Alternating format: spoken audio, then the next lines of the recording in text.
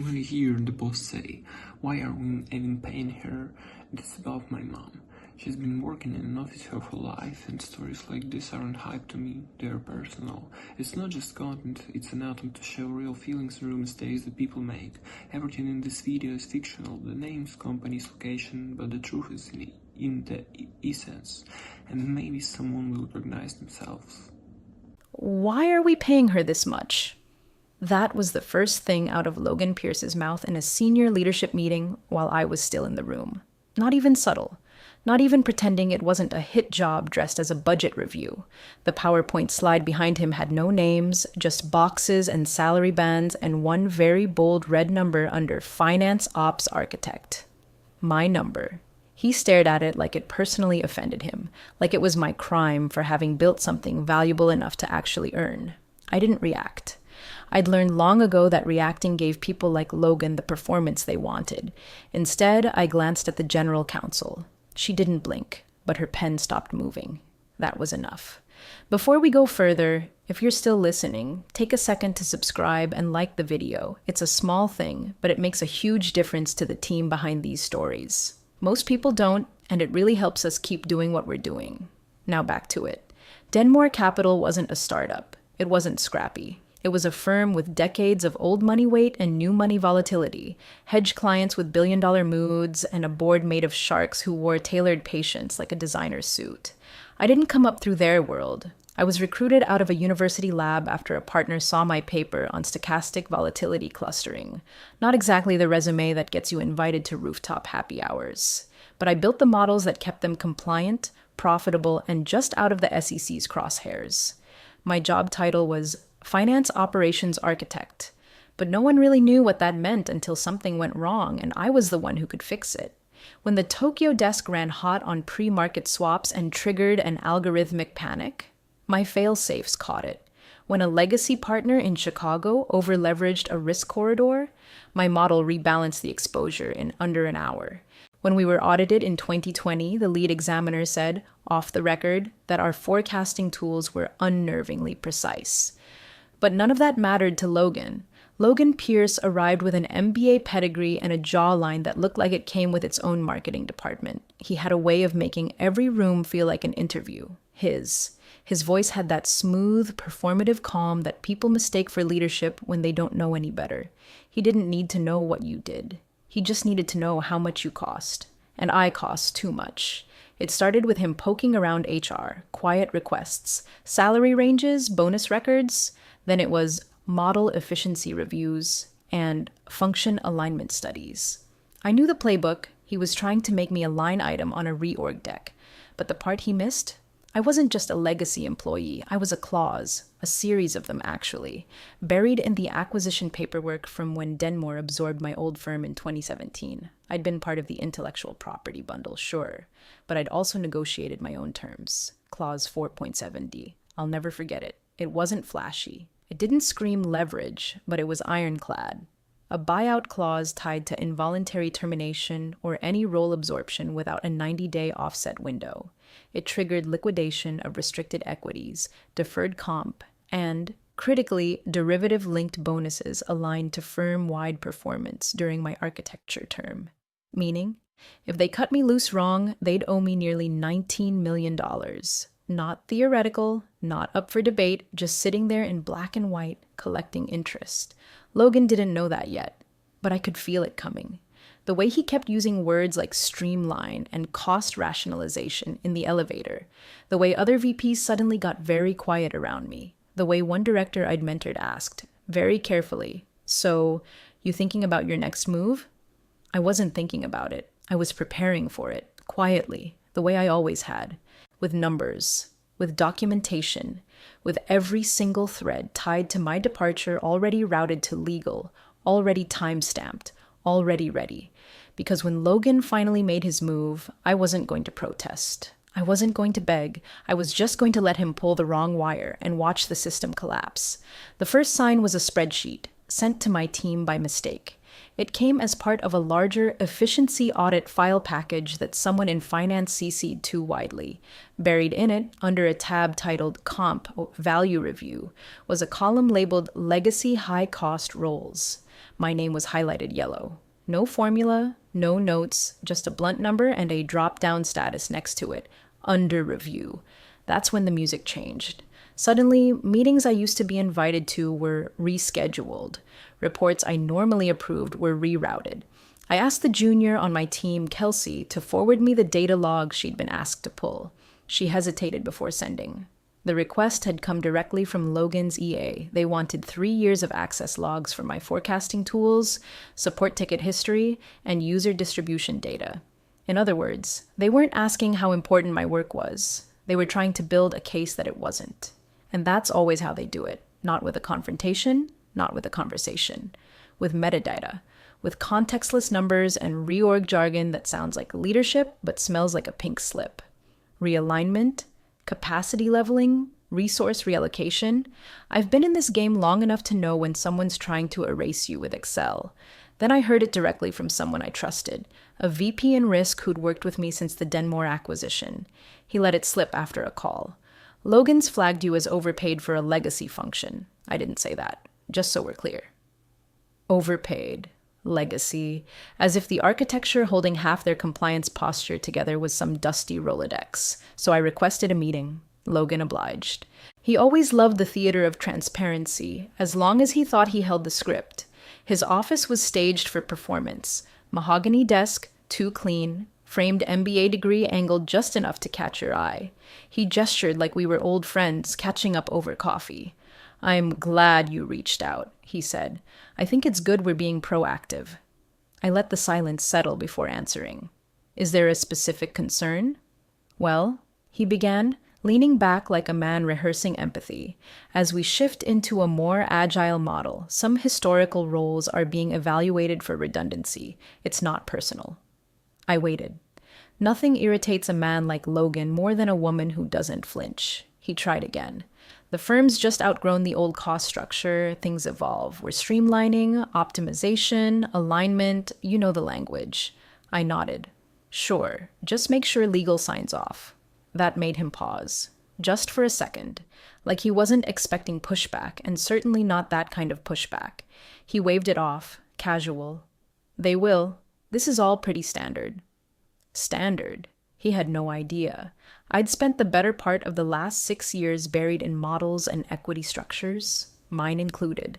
I knew the clause he hadn't read, the one that didn't care about his MBA buzzwords or his friendly HR walkout scripts, the one that turned his little cost-saving crusade into a multi-million-dollar problem the second he made it official.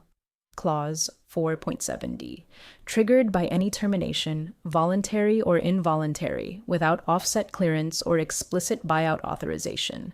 Not just severance, not just deferred comp. It tied into 3 tranches of equity, 2 derivative-linked bonuses, and an auto-conversion clause from the acquisition agreement. It was complex on purpose. I'd written half of it myself. And now the clock was ticking. Because Logan thought he was trimming fat. He was cutting a fuse. It was a Wednesday, rain tapping the windows like a clock ticking down. The monthly leadership roundtable always had the same energy, polite warfare in designer clothing, bagels no one ate, coffee everyone refilled as if caffeine would soften the blow of whatever new pivot was about to be inflicted. Logan walked in 5 minutes late, laptop under his arm, smiling like a man who just got away with something. He didn't waste time. "Thanks, everyone. Let's jump right in," he said, clicking his laptop to the projector.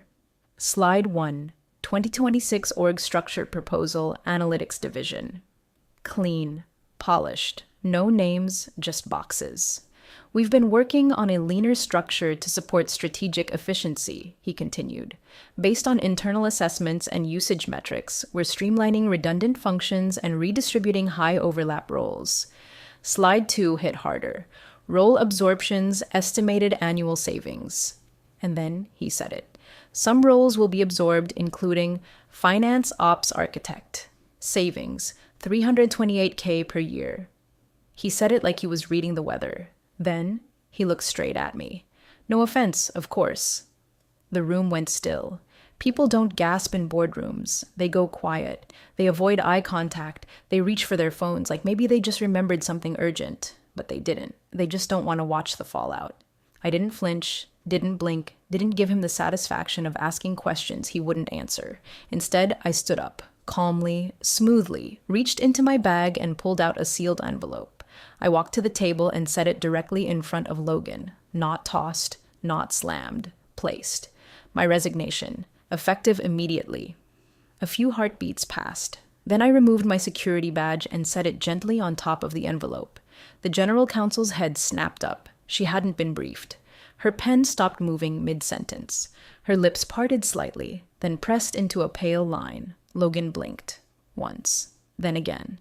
Like the file he'd rehearsed didn't include this scene. Like the spreadsheet he'd weaponized hadn't prepared him for a target who walked away before being pushed. The CFO made a noise, like he wanted to interrupt but didn't know how. And the COO? He sat very still, watching me with a look I hadn't seen in years. Not confusion, not anger. Recognition. Because the COO had been part of the acquisition back in 2017. He'd signed the agreement. He'd seen the clause. He just realized Logan hadn't. No one said a word. I picked up my bag, walked to the door, paused long enough to let the moment land, then stepped out and let it close behind me. No dramatic speech, no cold smile, just the sound of silence rearranging itself behind me. That's the thing about force. When it's silent, people feel it more. By the time I got to the elevator, my inbox had 3 unread emails. One from HR, time-stamped during the meeting, one from legal, flagged urgent, and one from my attorney. It's begun. Logan thought he'd trimmed a number. What he'd done was trigger a chain reaction that had been sleeping in a file cabinet for 8 years, waiting for someone arrogant enough to ignore the fine print. And now it was awake. By 2:17 p.m., the panic had a scent. Stale coffee, overheating laptops, and a faint sour fear seeping into the carpet. I wasn't there to see it, but I'd been inside the system long enough to know how it would unfold. The leadership team probably expected a quiet off-boarding, some perfunctory IT alerts, maybe a farewell email from HR with a "thank you for your service" subject line. What they got instead was a legal escalation notice marked urgent and a cascade of calendar invites flagged mandatory general counsel review. See, my resignation hadn't been a resignation at all, not in the way they assumed. It had been a trigger, a legal switch disguised as a routine envelope. Clause 4.7d, buried in the 2017 acquisition documentation, right after the indemnity provisions and before the non-compete language. You had to read past the 4th appendix and into the equity annex to find it. Most people didn't. Logan definitely hadn't. But I had. Because I didn't just sign it, I wrote it, alongside Denmore's M&A counsel during a time when they were still hungry to close and still convinced I was essential. The clause was surgical in its wording. Termination, voluntary or involuntary, of the finance operations architect, designated lead architect, without 90-day offset notice or pre-approved equity buyout authorization, shall trigger a pro rata liquidation clause tied to restricted equities and derivative alignment bonuses earned during the contract term. Translation: cut me loose without process or payout, and every equity grant, every deferred comp vehicle, every performance bonus derivative I'd ever touched since 2017 becomes liquidated at full market adjusted value, with penalty interest. And the kicker? It was all tied to indexed performance ratios that had climbed dramatically thanks to my models. Total exposure, $18.9 million. Legal saw it first. The general counsel's associate flagged the clause in the archive scan, highlighted in red, with a 3-word comment attached. Is this real? It was. Logan, still playing dress-up in his corner office, called it absurd, said I was gaming the system. But gaming implies manipulation. This wasn't a trick. It was structure. He triggered a mechanism designed to protect the people who built the engine he never learned to drive. Legal didn't care about his feelings. They cared about exposure, and exposure was astronomical. The CFO called the CEO. I imagine that conversation began with an inhale through the nose, the way people do when they're about to ruin someone's day without raising their voice. The CEO didn't know the details either. He hadn't touched the acquisition paperwork in years. Logan had assured him this was routine restructuring, just one name on a cost sheet, just one old role we'd evolved beyond. Except now that one name came with a legally binding invoice large enough to nuke the Q2 bonus pool and trigger multiple downstream partner reviews. By late afternoon, the GC was demanding a legacy clause audit. Logan, cornered and still smug, reportedly asked, "Can't we just call her? Work something out." But it wasn't about me anymore. It was about the clause. And the clause didn't negotiate. It executed. What they didn't understand, what Logan never understood, was that I'd never been trying to keep a seat at their table. I just made sure they'd pay full price when they thought they could throw mine away. And now they were starting to realize what that price really was. They say numbers don't lie, but they also don't negotiate. And Logan? He still thought this was a PR problem, that if he just stared hard enough at a spreadsheet, he could blink the liability into something more palatable. He was wrong. By Thursday morning, he had finance in a conference room running recalculations on the clause like they were solving a riddle instead of reading a contract. He kept asking the same question, "What's the real number?" And the head of finance kept giving the same quiet answer, "That is the real number." Because Clause 47D didn't care what Logan thought was reasonable. It didn't tether itself to my base salary, which had been modest by executive standards. It referenced adjusted trailing comp, a phrase Logan hadn't understood and now couldn't ignore. Adjusted trailing comp meant the average of total compensation over 5 years, not just base. It included performance bonuses, equity grants, index-linked awards, and, most critically, the derivative alignment pool. That pool was a special construct built into our firm's compensation system, designed to track long-term model accuracy against fund performance. And for 7 years straight, my models had overperformed, which meant every percentage point I'd helped earn was now part of what they owed. Add in early liquidation penalties, interest escalators, and clause-triggered acceleration multipliers, and the 18.9 moderate wasn't a ceiling. It was a floor. Finance presented the model in silence. No one tried to defend it. No one tried to soften it, because there was nothing left to soften. The numbers weren't inflated. They were audited, verified, and embedded in systems that Logan hadn't even realized I helped design. Still, he tried to reframe it. Could we argue she left voluntarily? Legal said no. The clause didn't hinge on intent. It hinged on sequence. And Logan had put my title on a slide, in a public forum, as absorbed. That was enough. He hadn't fired me, but he'd rendered my role obsolete, without clearance. They'd called it a cost-saving measure. Now they were watching the cost multiply by the hour. And just as legal began diagramming downstream implications, the second ripple hit. The partners. See, Denmore wasn't a traditional pyramid firm. It was stitched together by fund managers, each with their own performance incentives and risk metrics. And a lot of those were built using models I'd personally created. Models they trusted. Ones calibrated not just for technical accuracy, but for regulatory survival, carry terms, volatility caps, hedging corridors, all built with my fingerprints. When I vanished overnight, they noticed. The first message came from the Chicago desk. Simple. To the point. If Claire's no longer active, we'll need to reevaluate the assumptions tied to our trailing comp structure. Her models were explicitly referenced in our term sheet. Logan didn't reply. The second came from a hedge lead in San Francisco. Can someone explain whether the ops architect has been replaced or duplicated? We're flagging risk alignment discrepancies in last week's forecasts. By the third message, a partner attached their original modeling appendix and circled a line in bold, structured with reference to finance ops architect model parameters. Changes require notification and signed risk reevaluation. Translation? Denmore couldn't just delete me from the equation. Not legally, not contractually, not structurally, but Logan had already done it, on a slide, in front of the entire leadership team. And now the foundation was cracking. Quietly, systematically. He'd yanked the keystone, assuming the rest of the structure would hold. It wouldn't. It was day 2 when someone finally read the clause in full, not just skimmed it. Read it, line by line. And somewhere around the phrase, triggered pro rata acceleration with no cure period, the room shifted from damage control to triage. Clause 4.7d didn't just lay out the cost, it laid out the clock. 14 business days.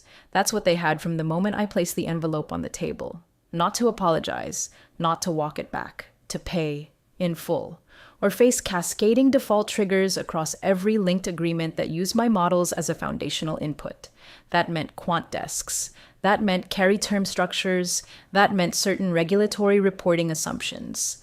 Denmore had built their compliance profile on what I'd designed. Now they had a deadline to either recognize that or suffer the consequences of pretending it never mattered. The clause wasn't flexible. It wasn't subject to internal interpretation. It was a self-executing mechanism. And the minute the GC confirmed that, Logan's voice stopped carrying weight in the room. Completely. He kept trying anyway. "We still have time," he insisted. "Let's not panic. Let's get creative." But this wasn't a pitch deck or a product launch. There was no narrative to spin. Just a cold timer, ticking quietly behind every partner call and every spreadsheet recalculation. Day 3, a hedge partner out of Greenwich requested a meeting with legal and the CFO. The email subject line was simple: continuity assurance. Inside the thread, he'd included a question. If Claire's departure is finalized, who assumes responsibility for the derivative alignment review on Q3 performance? There was no good answer. Day 4, the Asia desk halted all automated model pushes pending internal recalibration. Their VP didn't wait for the permission. He'd been on the receiving end of an SEC letter before, and he wasn't about to bet his license on a half-transitioned architecture. Day 5, a long-standing client froze a $48 million renewal. No anger, no warning, just a brief message to sales: "We'll revisit after operational alignment is confirmed."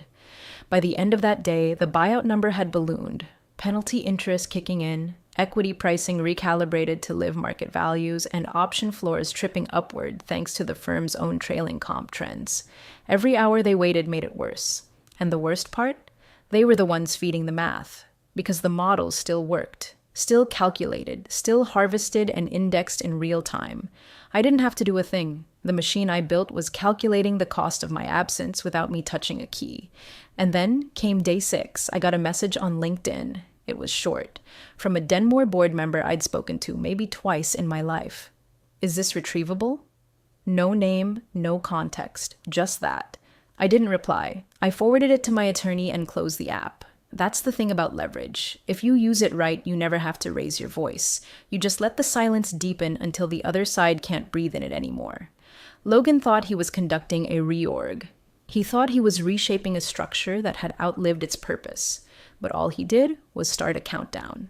And now everyone in the building could hear the clock. The offer sheet from Rothmore was 6 pages, crisp, clear, and without fluff. No corporate theater, no HR sanitized mission statements. Just numbers, responsibilities, and one clean title at the top. Partner, infrastructure, and risk. I read it once, then again, then signed it without hesitation. They didn't ask for a pitch. They didn't ask me to prove anything. They already knew. Rothmore had quietly watched the Denmore unraveling from the sidelines, like veteran firefighters watching a rookie light a controlled burn on dry brush. The moment Logan pulled my name off that org chart, they moved. 2 days later, their managing director flew to New York. We met in a private conference room at the Carlyle. No posturing, no wine list, just him, a leather folder, and one sentence. "We know what you built. Let's build something better." Rothmore wasn't a bank. It wasn't a fund. It was the thing those firms called when they needed to know where the real cracks were. Scenario modeling, DOJ simulations, risk resilience frameworks that lived in regulatory footnotes and case law. That kind of work doesn't get you magazine profiles, but it gets you power. And that's what they offered me, not visibility, control. Meanwhile, back at Denmore, the walls were whispering. The same way I'd once quietly built their risk backbone, my departure circulated with eerie efficiency. No press release, no LinkedIn update, just quiet meetings being rescheduled, desk heads asking new questions, a thread of tension tightening around Logan's name. He tried calling me once. I didn't answer. Then he sent an email, just 3 words. "Can we chat?" I didn't reply. My attorney did. Please direct all communication to counsel. No signature, no smiley, just a steel wall where the door used to be. That was the last time Logan attempted contact directly, because at that point, it was no longer between him and me. It was between Denmore and the clause, between hubris and contract. The next board meeting was not what he'd planned. Legal walked in with the updated exposure report. Finance with the updated liquidity model. The number had stabilized, high but predictable. Still, paying it outright would gut the bonus pool for Q2 and trigger optics issues with key funders.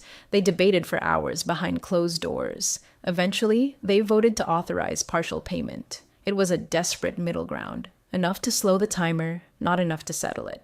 The rest would need to be negotiated with my counsel, who had already advised that anything short of full execution would keep the default clause in play. But Denmore didn't have leverage anymore. They had delay. And delay was still debt. I watched it all from my new office in Boston. Glass walls, quiet view, a single framed photo on the shelf. My original 2017 contract. The page with clause 4.7D highlighted. A reminder that the best defenses are the ones no one sees until it's too late. Logan thought he'd sidelined me. He didn't realize I'd already changed the game, and left his piece off the board. The boardroom at Denmore wasn't built for panic. It was built for power. Frosted glass, reclaimed wood, the kind of architectural smugness that says, "We never make mistakes here." But that morning, it smelled like one. Legal entered first. 2 in-house attorneys and external counsel from a firm that charges $2,000 an hour just to think. No small talk. No coffees in hand. Just binders and a clicker. The screen was already lowered and the projector glowed with corporate doom. Slide 1. Clause 4.7D. Triggered. The room shifted. Not violently, just the kind of stillness that happens before someone either confesses or combusts. Slide 2. Estimated liability, 18.9 net. This time, it landed. The CFO coughed quietly, like maybe he could clear the number out of the air. A managing partner from Chicago leaned back in his chair and stared at the ceiling. The head of investor relations looked like she might actually cry. And then came slide 3. Client churn risk. 3 major partners. Those weren't just clients. They were pillars. Carry-heavy, long-standing, deeply integrated. Clients whose agreements contained direct references to my models. Clients who were now asking legal questions Denmore didn't want to answer. The CEO, Michael Vance, 2-time turnaround specialist, boardroom silverback, finally broke the silence. He turned to Logan, calm as thunderclouds gathering. "You didn't review the legacy comp structure?" Logan opened his mouth, then closed it, then tried again. It was buried. And that's when the general counsel interrupted him. Flat, cold, final. "She warned you."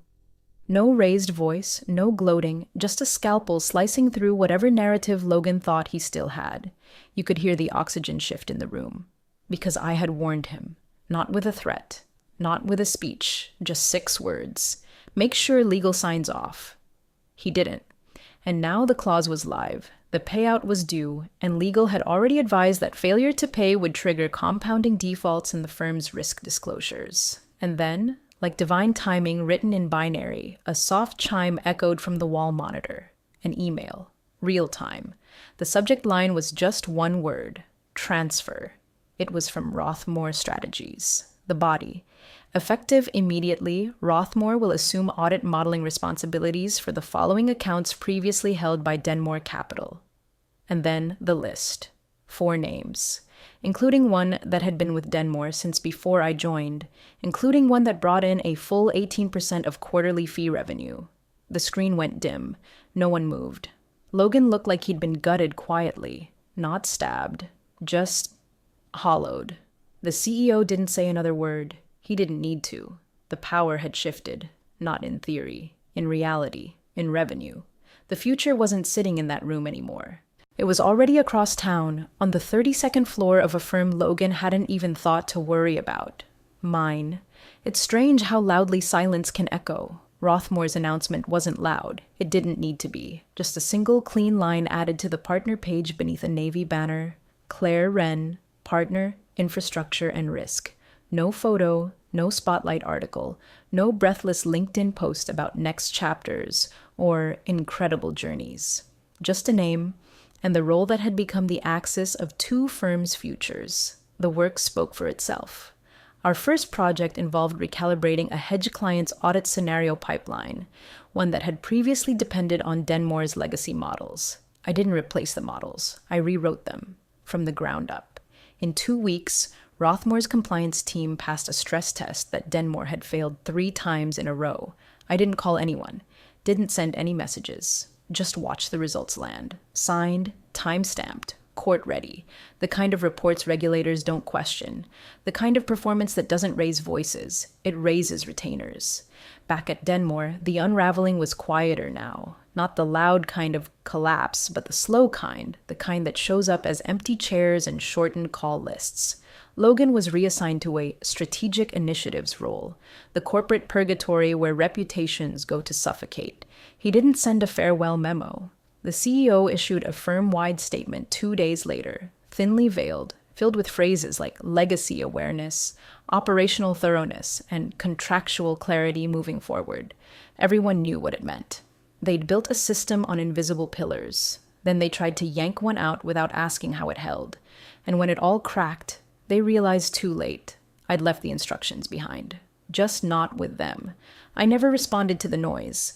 Not the analysts speculating about the payout. Not the trade publications trying to spin a headline. Not the former colleagues reaching out with cautiously worded texts. I didn't need to speak. The spreadsheets spoke. The clauses spoke.